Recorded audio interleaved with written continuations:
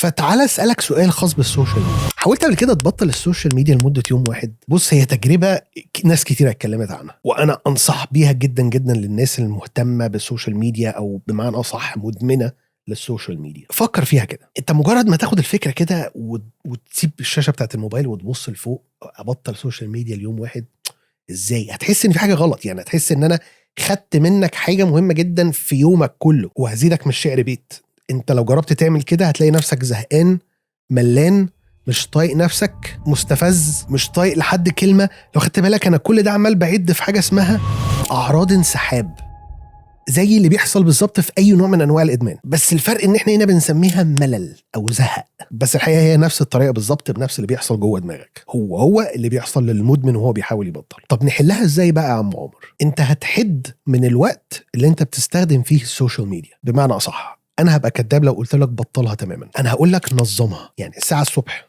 ساعه في نص اليوم، ساعه في الاخر، قبل ما تنام بساعتين او بساعه، ما تزودش عن كده، وبعد ما تصحى بساعه، وساعه في نص اليوم. يبقى كده معاك 3 ساعات على السوشيال ميديا. وممكن تقسم الساعه دي، قسمها لاجزاء، يعني جزء للبلاتفورم او منصه معينه، والجزء الثاني للبلاتفورم تانية وثالثه، وهكذا. بس اول نص ساعه في يومك او ساعه قضيها من غير موبايل خالص خالص. ساعه قبل نومك برضو قضيها من غير موبايل تماما.